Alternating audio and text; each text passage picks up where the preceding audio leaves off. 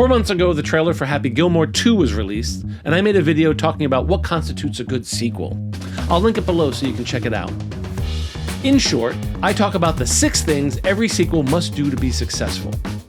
Now that Happy Gilmore 2 is out, I wanted to see if those rules held true. But more than that, Happy Gilmore 2 got me thinking about how Netflix is reinventing the sequel by breaking the very first rule of sequels. Hey, I'm Mike. I studied film, I work in TV, and I love movies. Yes, you heard me right. Happy Gilmore 2 broke the very first rule of sequels, that the sequel must be warranted. Did we need a Happy Gilmore 2? No. And this is where a lot of studios are exposed for their naked cash grabs. They desperately try to evolve the story unnecessarily. We as an audience see right through that. We can spot a hastily put together storyline from a mile away. But lately, Hollywood seems to be approaching sequels differently. They're making what I'm calling Nostalg-quels. That's going to be a thing, write that down. Nostalg-quel. Just rolls off the tongue, doesn't it? They're love letters to the original, less interested in new storylines and more concerned with getting all of our favorite characters back on screen, doing what it is we love about them. I started thinking about this after I saw the Beverly Hills Cop sequel, Axel F., also produced by Netflix. There is a fairly gratuitous scene where Bronson Pinchot revisits his Surge character. Abbott. Yes. Let's face it, Surge was gratuitous in the original Beverly Hills Cop, but we loved him.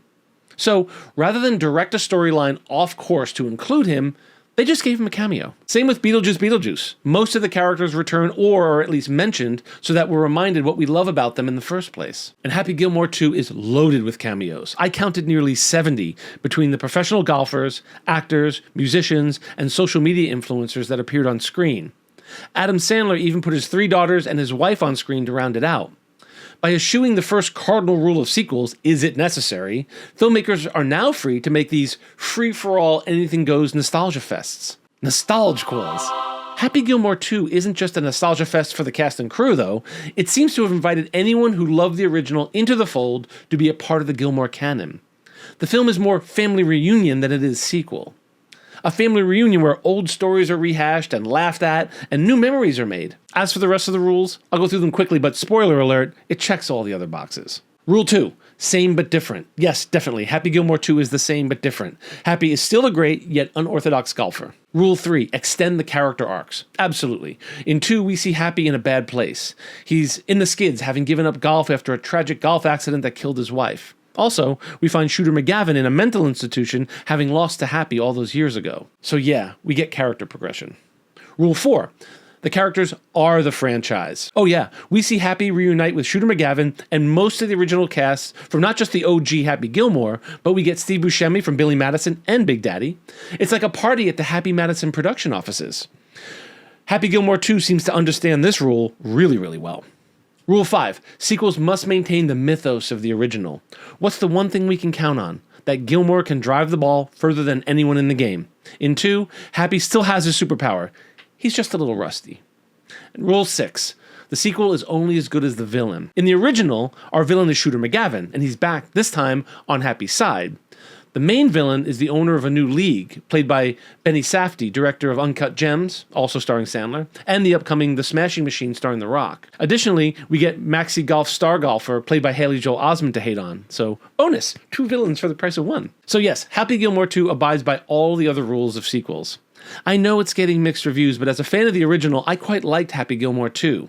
If the original was a brightly lit comedy, this one's a little darker, took us to a deeper place.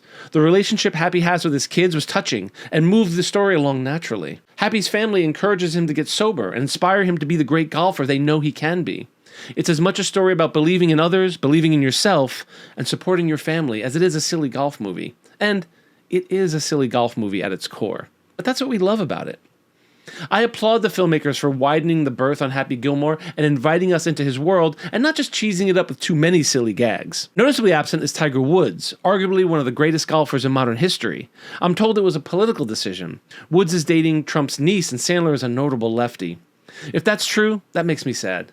That politics would get in the way of Tiger Woods being a part of something so fun and so integral to golf. And sorely missing is Alan Covert as Gilmore's original caddy. He's another Sandler regular that I was surprised not to have seen in the film. Happy Gilmore 2 is streaming on Netflix now. It's a fantastic example of the new genre I'm calling Nostalg-quels. You heard it here, folks. Nostalgia-Quels. It's going to take off. As always, I'd love to hear your thoughts in the comments below. Film is about community. I'm Mike, and I love movies.